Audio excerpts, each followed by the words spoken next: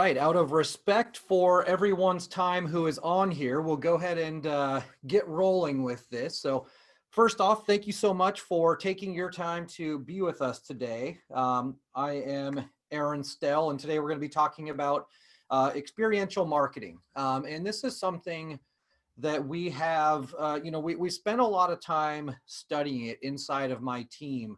And it's something that we're starting to see used more and more. And we'll kind of dive into what that looks like, what it is, how you can utilize, this experiential thought process, and then also give you tangible examples that you can then take out into the world. So with that being said, just give quick introduction of, who I am. This is me, Aaron Stelle, if you have not met me before. And I work for a company called West. And what West is we are the marketing and technology arm of Williston Financial Group. So you have WFG National Title, who is absolutely phenomenal at going through and closing all your escrows. Obviously, the customer service. We have phenomenal sales reps. So we have a lot of amazing people over there that are willing to help you with that. On the side of West, we have a whole team of nerds that our entire mission is not necessarily to get into the transactions, but to learn the best strategies, the things that are working currently in the environment that we're in regards to marketing, technology, lead generation, strategies, branding, all of those types of things. And so the nice thing is there is a whole team of us. There are 14 of us across the country where we are constantly out there talking to clients, going to conferences, reading, studying, learning, and then really sharing throughout the team. So that way, when we're talking about best practices, it's not just what I'm seeing here in the Portland or metro area, but what my team's seeing literally all across the entire country. And what I'm going to be doing with this information is I'm going to be both blogging. I'm in the process of building out a podcast, and then I'm going to be pushing out emails with really any information that I think is useful. So that's what the How to Be Stellar is. That's going to be a series moving forward. And then I will be putting some articles out on Inman as well. So now with that being said, let's go ahead and just jump in. I will have a recording of this presentation for you that I can send out, as well as a copy of the slide deck. So you can also have that for your reference. So I always like to really start out with, the fact that I'm lucky enough to sit down with a lot of amazing clients and a lot of amazing people. And every month, it's been a little different the last couple months for obvious reasons, but I usually get a thank you card with traditionally a $5 Starbucks card. And while it's very much appreciated, there's one problem is that, I don't go to Starbucks.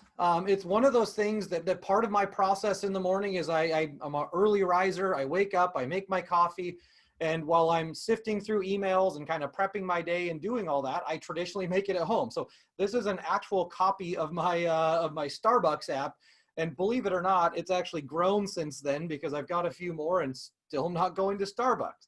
So the reason I bring that up is, why do we market and sell to people in ways that we don't like marketing and being sold to? And I find that we see this in the real estate market, the mortgage, the lending world, and then obviously in title as well. I will lump us all into the same group. And my favorite example is, we'll go through, and I've had this happen, where you will push out a mass email, so it's an email blast, and you instantly get multiple unsubscribes. You get even some angry responses potentially if they don't know who you are. And yet that very same person that just unsubscribed from your list will immediately turn around, put you on their list, and then start sending you their emails.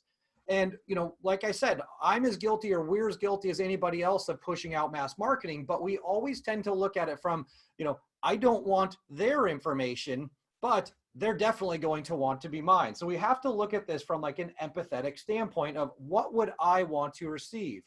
And so, a lot of times what we're looking at is there's this thought process of like, isn't there a way to automate this? And the fact of the matter is, when it comes to relationships, when it comes to interpersonal communication, no, you cannot automate a relationship. But what you can do is you can automate things that create triggers, so then you can reach out. And we'll kind of dive into tools that will do that as we move forward too. So The question that we get or we go over a lot of times is, what's the difference between personalized and personal?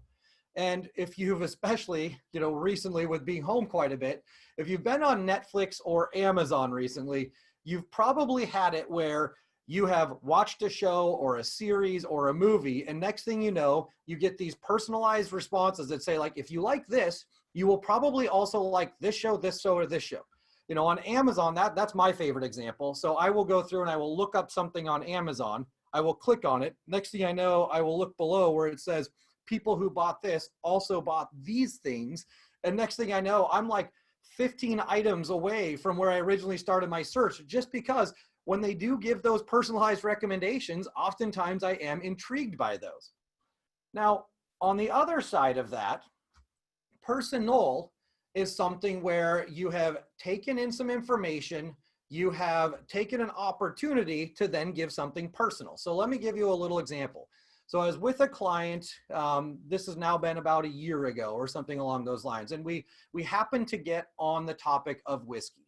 And we were going through and we were having our conversation. And the reason we were actually getting together is they had a fairly large development that they were trying to sell, and they were struggling to get traction and needed some help. So we sat down and we were creating a marketing program that would get this property in front of some additional people. And in this situation, we needed to get it in front of some commercial brokers. Well, traditionally, this is not something that you're going to find, with regular marketing needs. So we started creating some somewhat custom marketing for him. We even use things like LinkedIn. And sure enough, throughout that conversation, he had asked me, he said, okay, if you had one bottle of scotch that you could buy that's not obviously infinitely expensive, that's not in your collection now, what would that be? And I said, oh, the Balvenie Portwood 21. It's a fantastic scotch. It's not cheap, but it's also not crazy expensive. So he just said, oh, that's cool. He's like, I'm not really a big scotch guy, but that's good to know.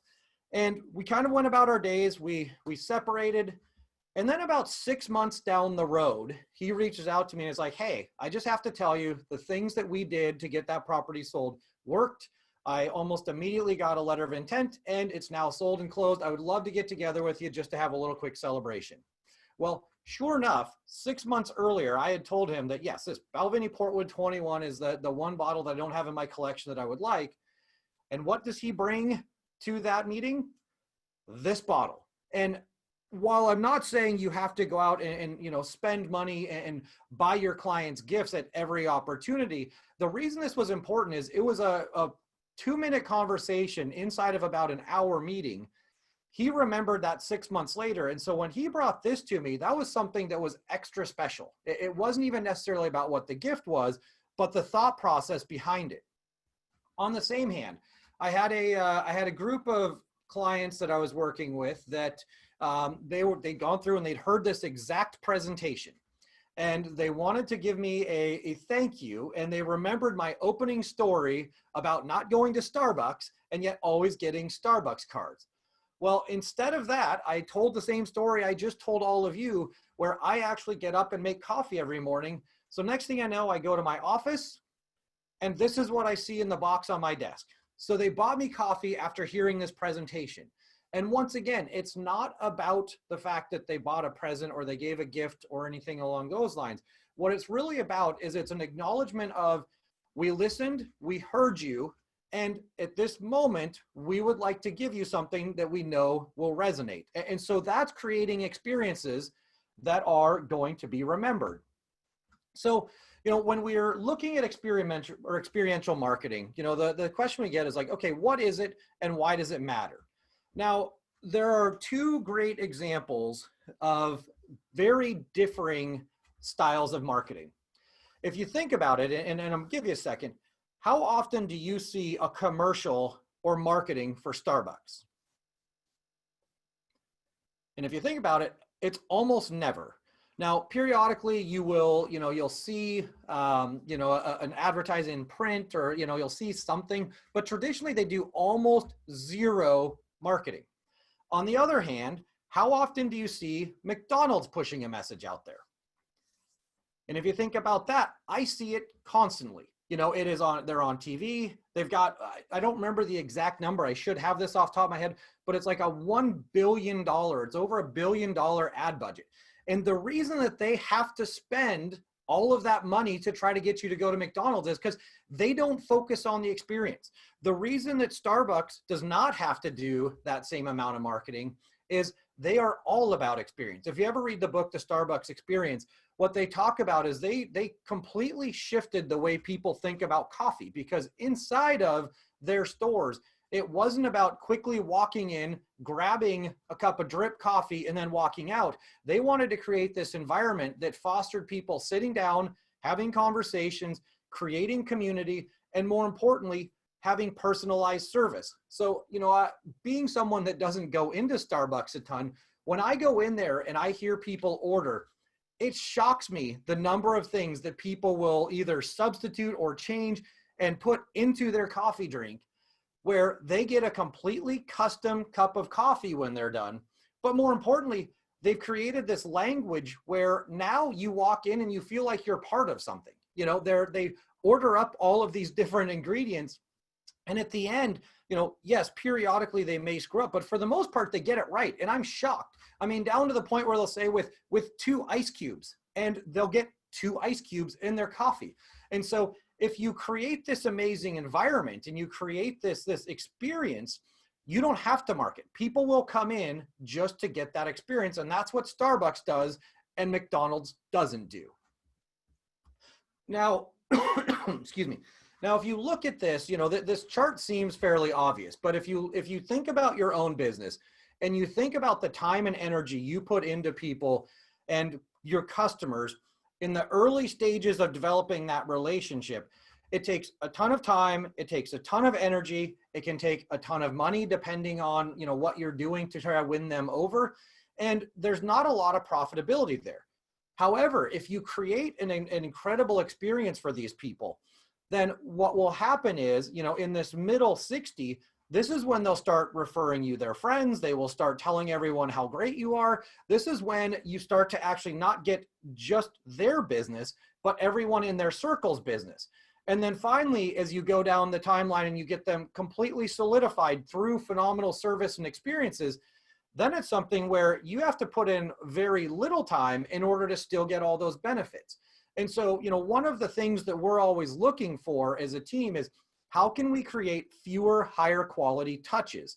And that's what this is talking about. You probably have a lot of frequency in your touches that have to be more impactful early, but as time goes on, it can be more of a check-in. So what do we traditionally see in the real estate game? And that's really what we want to focus on is, what's it like in real estate? Well, usually this is what we get. And I have a lot of conversations really on a weekly basis where they say, okay, who can I pay to do this? Who can just do it for me? Because the easy way is to just collect or click on somebody's name, add them to a drip campaign or something along those lines, and just let automation take over.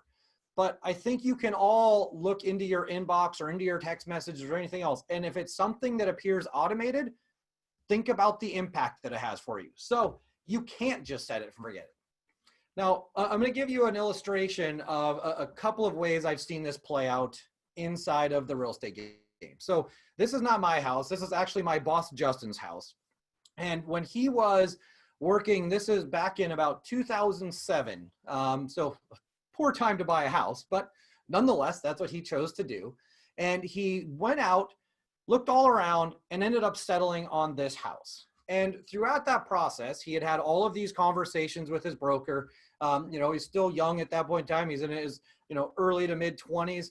And they talked about, places they like to go, places they like to eat. They talked about, the beer they drank. They talked about what they did and, when they went to parties in college and now and everything else. Well, this agent started taking note of all of the different things that Justin liked to do. And so he gives him a call as he's closing on the house and he says, hey, just want you to know that I just had something come up. I'm super busy. I left the key under the mat. And also the seller said sometimes the refrigerator has some issues. So you might want to go in there and double check and make sure that it's still cold, which I'm sure all of you in the real estate game would look at that and be like, okay, that's a really odd call and probably not a good way to go about handing off keys. However, when Justin walked into the house and he walked in and opened the fridge, he found the entire fridge stocked with his favorite beer. So instead of, this agent not really paying attention or giving him a Home Depot gift card or something like that, he showed that not only was he listening during all of that time that they were hanging out, but he wanted them to walk in and he wanted him to feel that he was listened to and cared about. And with that, Justin then told everyone, if you get an experience like this, what do you think you do with that photo? You not only tell everybody, you post it on social, you send it out in text messages, you feel an intense gratitude that you just don't get when something is impersonal. Now, on the other side of that, so I'm going to tell this story because I saw this one firsthand as well. So same guy, Justin, decided, all right, I've had enough time. I've been out in the, in the big house and whatnot, long enough. I'm now traveling a ton for work. I need something a little simpler. I'm going to buy a condo down in the Pearl District. So he goes through, he does all the search. He finds this house or this condo or this unit, is all excited about it, gets moved in, hadn't really heard from his agent since he'd moved in. And then within just a few days, he gets this postcard. And the message on the back is, thinking about selling? Now might be a great time. Now, how do you think that resonated or landed? This is something where the very first communication post-close isn't something personal like filling your fridge full of beer, but instead a automated postcard that comes out and says, thinking about selling. He hadn't even unpacked all of his clothes, all of his boxes, all of his stuff. He wasn't even settled in yet, and he's already getting this impersonalized message.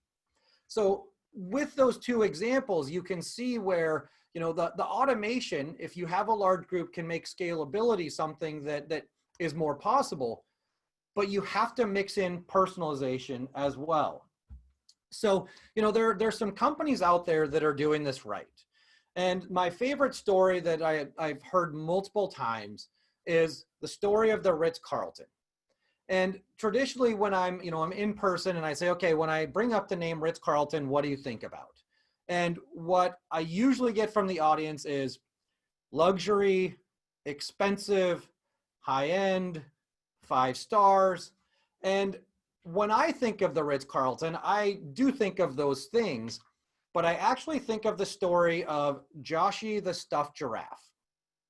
So this story comes about where there was a family that was staying there and they were on a trip and they take off, they're in their car, they're heading home, and they realize that their child had left their favorite toy at the hotel.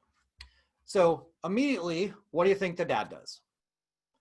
He panics, he lies to his kid and says, hey, Joshie's just having an extended stay at the Ritz because he was having such a great time there. And then frantically calls the Ritz Carlton and says, hey, I've lost my son's stuffed giraffe. What can you do? Or can you please try to find it? Anything you could do would be so helpful. So they say, no problem. We'll take a look. We'll try to find it and we will ship it out to you if we can find it. Well, he arrives home and there's a box there for him. And not only did the box have Joshie the giraffe inside of it, but it also had all of these pictures and a story that went along with it. And what he said is, or what the statement said was basically, Joshie had an absolute phenomenal time staying a few extra days here at the Ritz Carlton. And if you go around the thing on the top right, that's Joshie working at loss prevention and touring the grounds. They actually did make him an honorary employee and even gave him a name badge. So that's him working on the bottom right. He's hanging out with his friends there down on the bottom left. And that is Joshie on the top left. And this is Joshie also with his new friends in the top middle. So what they did is they created this whole story about all of the great things. And there was even, he was at the pool, he got a massage, and they had all of these pictures to where when that child came home and saw it, he was actually excited that Josh had had a phenomenal trip and stayed extra time. And so, it's this personalized thing. It's this experience that completely changes your perception. And there's a couple of other things I would like to add in there. Number one, the person that found it was the housekeeper. It was lost in that abyss at the bottom of the bed where, the sheets kind of bunch up and there's a little spot and everything just gets, it just goes in there and it's like a vortex. So that person found it, gave it to loss prevention, and loss prevention created the rest of this story. Now, the reason I bring those things up is, traditionally when you're trying to create experiences or you think about marketing, you think about it in a department, like it's a marketing department that's creating messages and they're going through and crafting it based on feedback and data and what they're seeing. Well, in this situation, this experience had nothing to do with the CEO or the general manager or anything else. It was I don't want to say the lowest person on the totem pole at the Ritz Carlton, but it was this experience that was created by someone that normally wouldn't be thought of as a marketer for the company. So the reason I bring that up, and that's important, is the people that you work with do matter. So think about, situations you've had where you had a phenomenal transaction going and something got screwed up by the inspector or a contractor or, potentially the lender. And I'm not trying to point blame at anyone, but the people that you associate yourself with are just as important to the experience as what you are.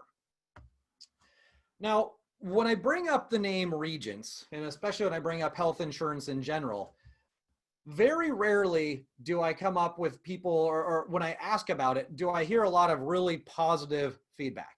Traditionally it's a collective sigh, the necessary evil, something you have to have, but not something you get excited about.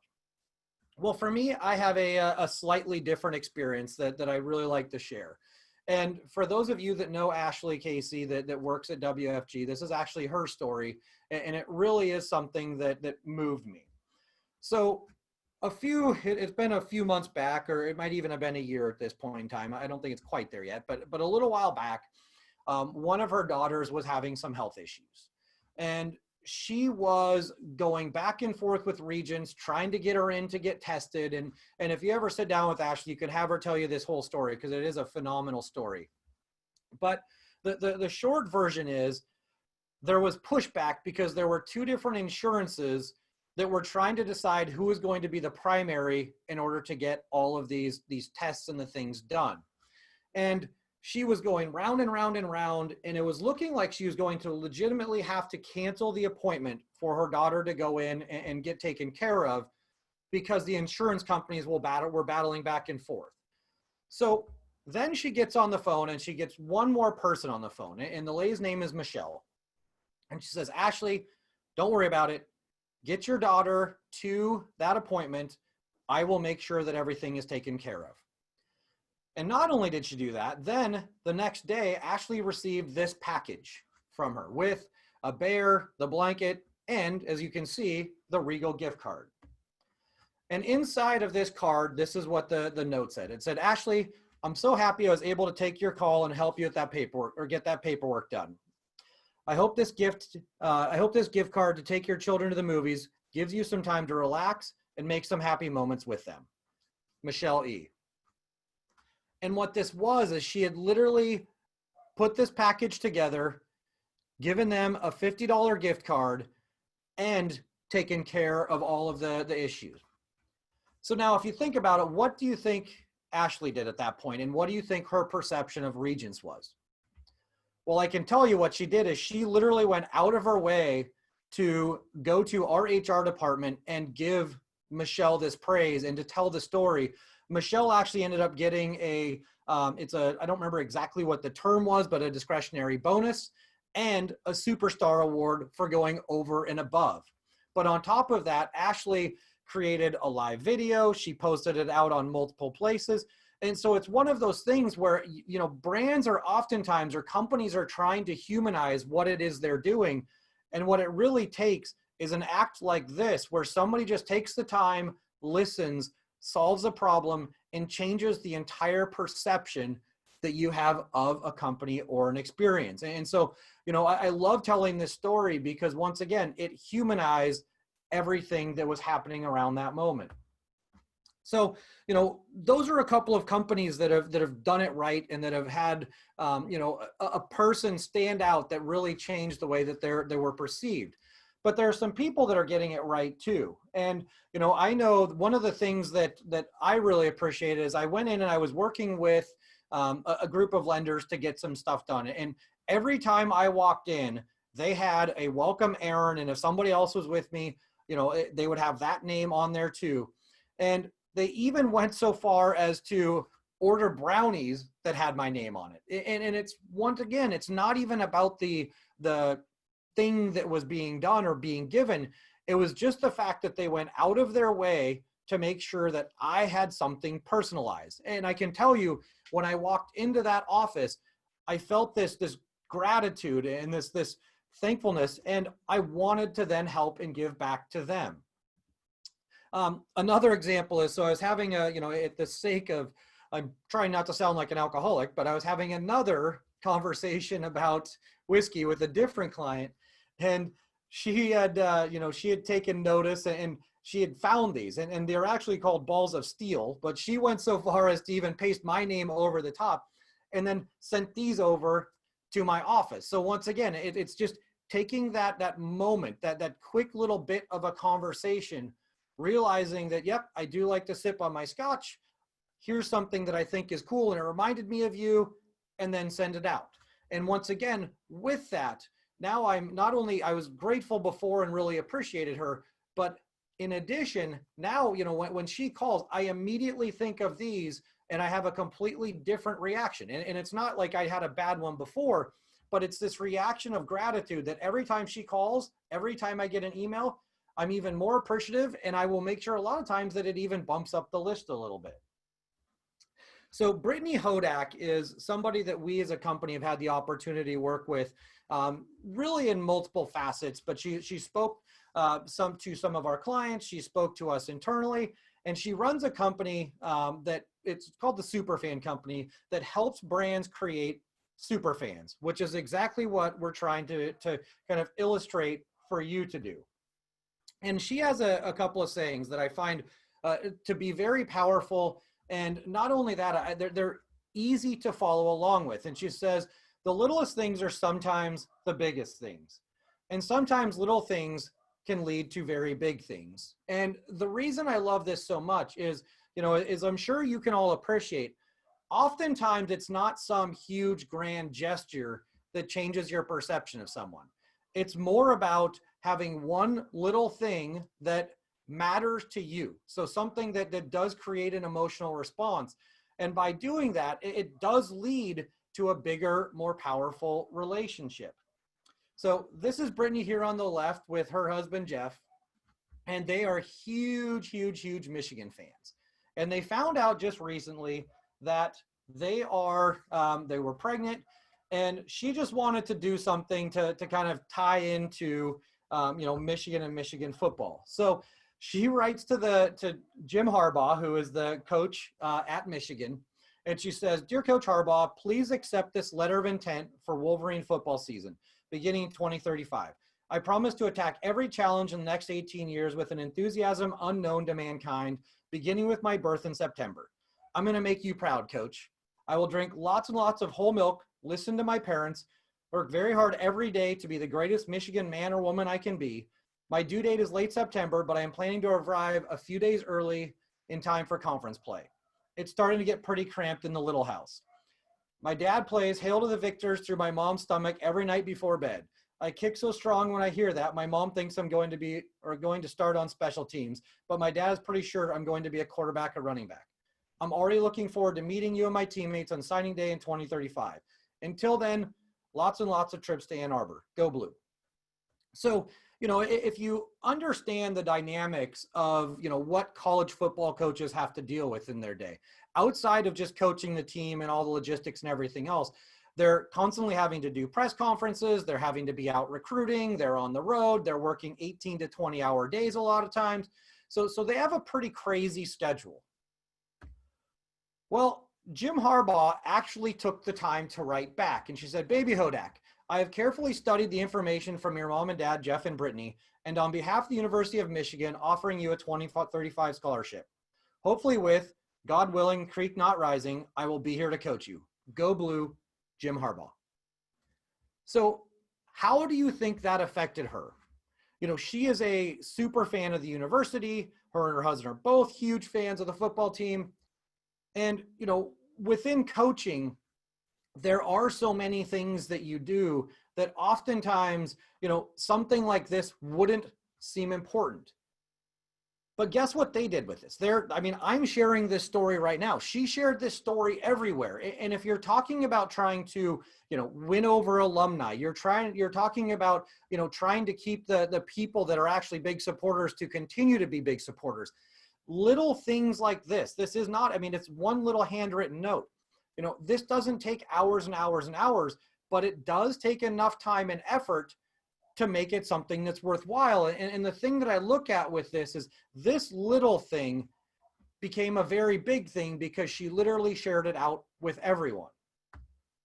So the thing that we want to look at is, people trust personalities over brands, which for us in the real estate game, that is fantastic because we are people and we are the brand.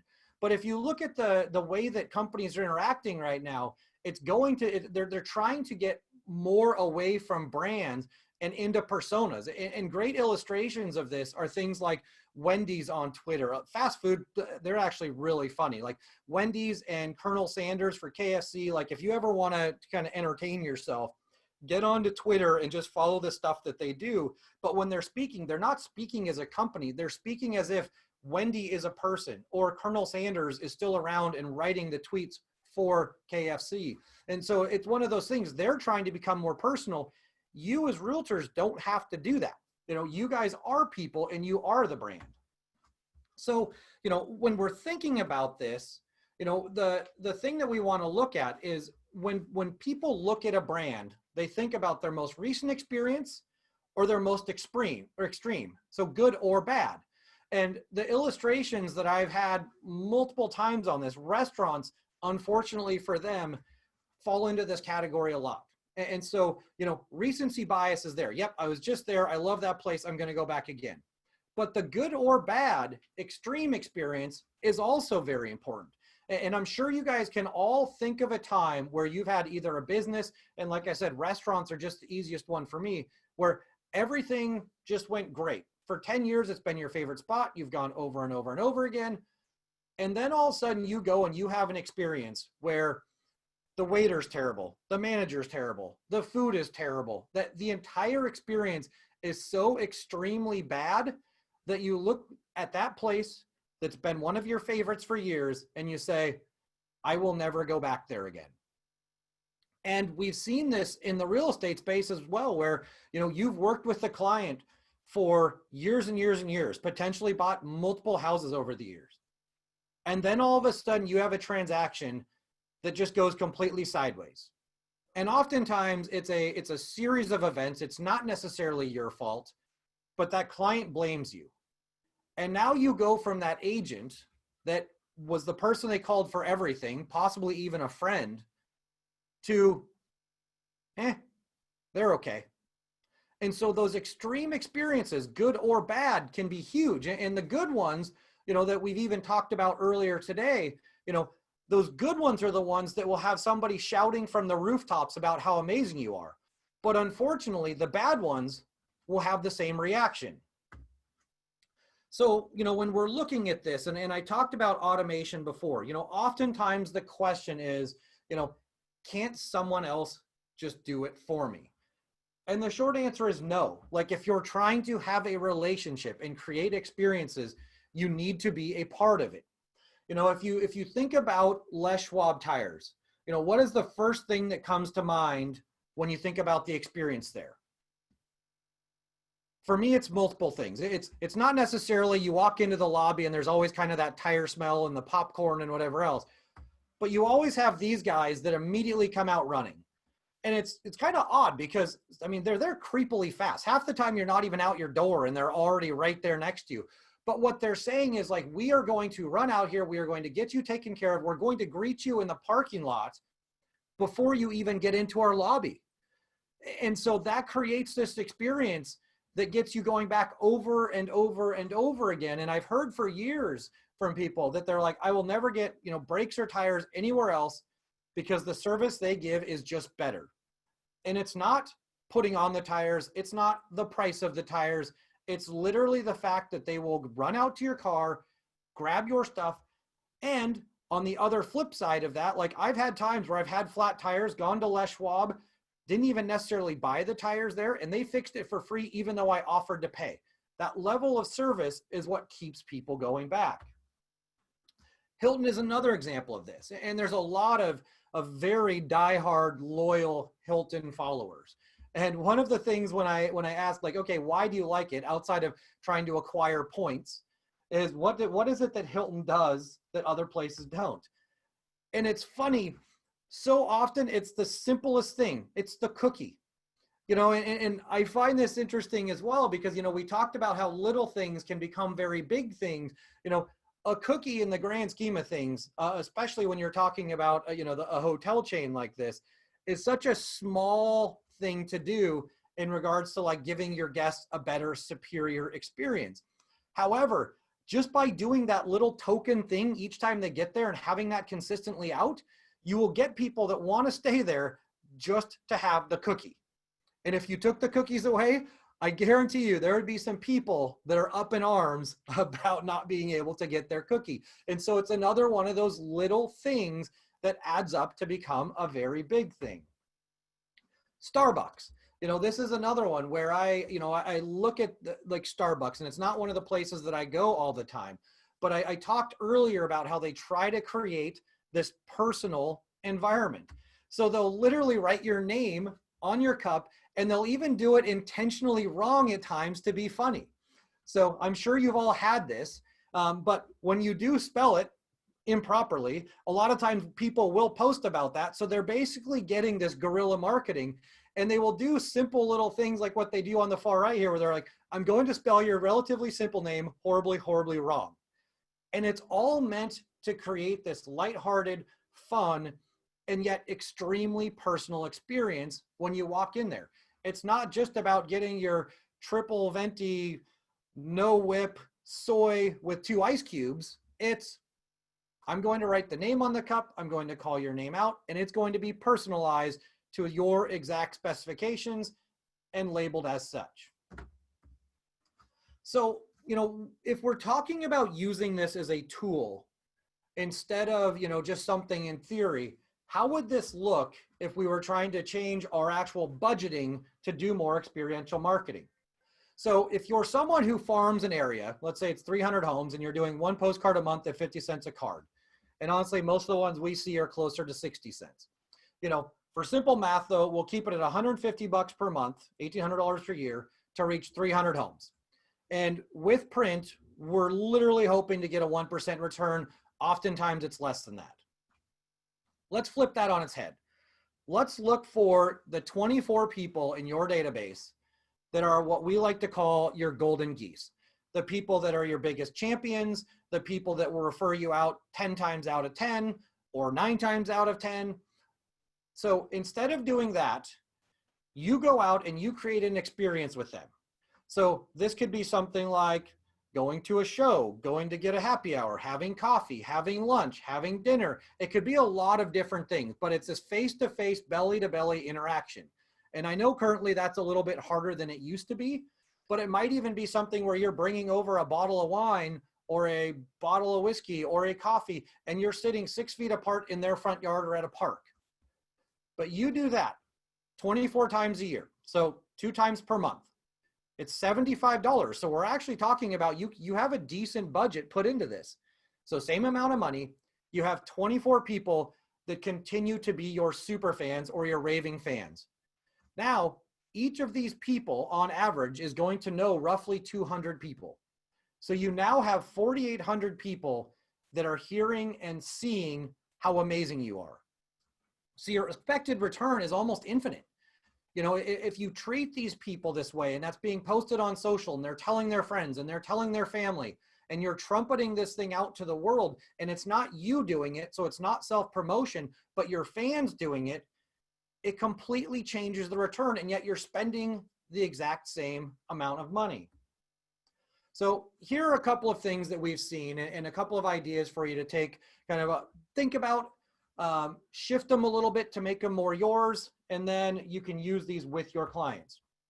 So one of my favorite ones is, we had a client that would go through and he literally had a sheet that he would have people fill out every single time before he actually started working with a client. And he would ask favorite movie, favorite book, favorite restaurant, all of that stuff.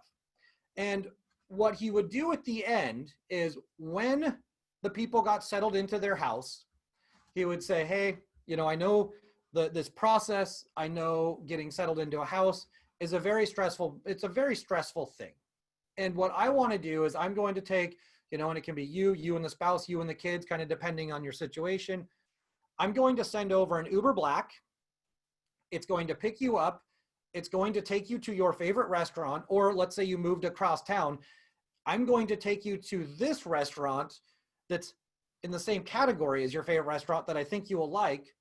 And then I will have the car bring you back. So the agent's not even necessarily at this dinner, but they're getting this VIP treatment where they get picked up, brought to their favorite restaurant, and brought home, all just as a welcome to the neighborhood, thank you for working with me gift. The next one that we see, and this is something that we've seen more and more with the current pandemic going on, is, okay, I know there's a lot of fear, there's a lot of hesitation. I'm going to send in my cleaning crew to basically sterilize your entire house before you move in. So you can walk in there, feel comfortable, have the cleaning done. And with this, sometimes depending on who the cleaners are, they may even give a discount or give potentially even free, because they're hoping to get business on a go forward basis. So it's not like this is a one-time thing. We'll do the deep clean at a discount in the hopes that we get monthlies moving forward. But using your connections to do this and sending it out for them, so that way they can move into a clean environment, is absolutely something that will resonate with your clients. We see the same thing with landscaping. A lot of times as people are going through, there's this whole laundry list of projects and things like that, that they want to, they want to get done, but it's always kind of put on the back burner because they have other stuff going on. So if you send out a landscaper and you're like, all right, we're going to get the bark dust done, we're going to get the weeds taken out, we're going to get, all of the trees planted or the flowers planted you want to get done, to where they walk into this place that has instant curb appeal. And on top of that, where they just have this feeling when they get home that they're like, I'm just proud of it. It looks fantastic. I love my new house. Sending out your landscaper or your preferred vendor is just something that we've seen that creates a phenomenal welcome home experience. So those are, kind of more house related. But this is something that we've seen that works really, really well. And I think that it is such a cool way to, execute on giving somebody a phenomenal experience throughout the entire process. So what this is, we've seen a lot over the years of the social posts and things like that say, I'm so happy for Bill and Susan who just closed on their first house or just closed on their property. Well, if instead of doing that, you sat there and took photos of them while they were at the signing table, while they were previewing different properties, even maybe at your first meeting, and you just had all these photos saved up. Then at the end, you said, okay, congratulations on your new house. I'm so excited for you. I know what a lot of our clients, what they like to do is to decorate, this new space, because it's basically a blank canvas for you. Well, I'm sure you're going to want some pictures of your own. So I'm going to send over my photographer to take professional photos of you that you can now decorate your entire house. And we're going to create this coffee table book about the process. So what you do is you take the professional photos that were taken of, the people that just bought it or their family or, whatever that may be, the photos of the process leading up, put that into a coffee table book, give them all of the originals. So now when they want to talk about this process and their new place and how excited they are, it's not you posting, I'm so happy for, Bill and Susan. It's them posting, wow, what an incredible experience. If you're thinking about buying home, you have to use my realtor. And I love this idea because it completely flips the post on its head. It completely shifts the thought process to, it's all about you, client. It's not about me, agent. But also, here's some ammo you can take out into the world to tell people about what it's like to work with me. Now, the last one, this one's been used in a few different ways. We've seen this used from both a hyper local and establishing yourself as a local area expert, but also attaching yourself to multiple vendors. And so what this Realtor Groupon is, and the way that we like this to be rolled out, is you go through, and instead of sending something, like generic, like let's say a farmer's market card or, fireworks or pumpkin patches, not that there's necessarily anything wrong with that, but what you do is you highlight a specific business that is relevant for that month on a monthly basis. And so, this time of year, it might be a landscaper. It might be, it might be a house painter. It might be, something completely different. But you go through and you highlight these businesses and you say, hey, if my people call you, number one, will you answer? And number two, will you give them a fair price? And based on that, you will then send something out each month. The way that I've seen this in hyperlocal areas is if you're trying to establish yourself in a spot, you go to local small businesses and say, hey, I would like to feature you this month and talk to my database about why I think you're a phenomenal shop, store, business, service provider, whatever that may be. But you basically calendar this out, 3 or 4 months at a time and say, this is who my spotlight's going to be on. And if this works out well, oftentimes what you'll see is if you give the information to that business, they'll send it out to their database as well. So it could even put you in front of people that you haven't even worked with in the past. So it can actually expand the reach of your marketing. But by you going through and highlighting someone else's business, it still gets you out in front of people, but it does it in a very different way. So as we're wrapping this up, there are the 3 M's that we like to think about in regards to how do you really execute on this. So the first one is mindfulness, which leads to moments that matter, which lead to moments to market. And if you think of it in that way, so the mindfulness is just paying attention. If we go back to the stories I told early on, it was somebody listening and picking something small out of a longer conversation. And with that, they then realized, okay, here is the moment I can use that piece of information I gathered and then act and do something with it, which then becomes a marketing opportunity.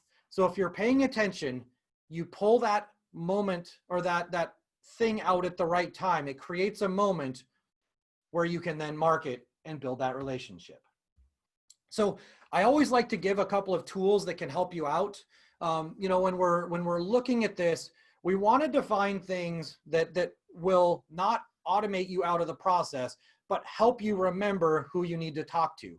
And the first one that we have is there's a CRM called Sphere, and it's actually, it was built out here in the Portland market by a local realtor who his whole thing is he wanted to further cultivate his database. And the entire reason that this is set up is it's meant to not send out a bunch of automated drip campaigns, but to remind you like, hey, you should go talk to Fred or Bill or Sally. And it will just give you this little ping to basically say, reach out, send them a text message, give them a card, shoot them a personal email, pick up the phone and call them, set up a meeting, whatever those things may be. And it allows you to stay in front of more people in a systemized way while still being personal.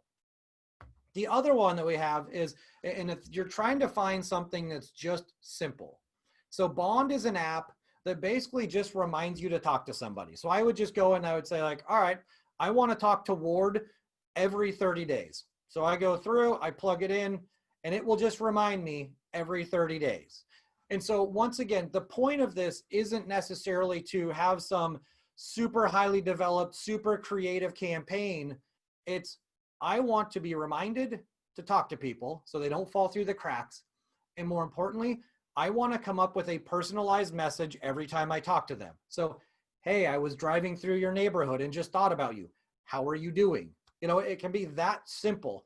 And Bond is something that can help you do that. So one last story. I was sitting down with a client, and we happened to get into a dog conversation, and I was chatting. I have a dog. So if you ever see on my stuff, this is my dog Bandit on the left. She's a Springer Spaniel, kind of a psycho as most of them are, but she's my little psycho and I love her to death. So we were talking about Bandit, and we had this client. He was an artist. He was just getting started in the real estate space. And he just was like, hey, I appreciate your time. Well, sure enough, just a short time down the road, I get this little picture on the right of my dog Bandit out there running through the grass, which she loves to do. And so if you think about the impact that had on me, it was something that it was personal. It was about me. It showed that he listened, and I would do anything for this agent, if he ever asked or needed help. So in summary, the thing that we really want to if I can't get any other mindset shifted, an experience is so much more powerful than a gift card. We see agents all the time that will literally spend $100 or $200 on a Home Depot gift card. And while that is very much appreciated at the time, you give that 30, 60 days, it's forgotten. You give a phenomenal experience, that is going to last and resonate for months or years. So once again, this is me. I would love to connect with you. Just Google, if you throw in how to be stellar, I'm on Instagram. I've got a Facebook group. I got a Facebook page. Definitely connect with me. As I mentioned, I will be creating a blog post on this presentation, so you can get a copy of the webinar or recording. And in addition, I will make sure to have the slides on, so you can have those to flip through as well. So thank you so much for your time. I don't know if Ward wants to say anything else. But I really do appreciate it. Yeah, thank you, Aaron. That was really good stuff. I had some really good takeaways, and we have had several requests for the recording. So yeah, thanks again. That was really great. Perfect.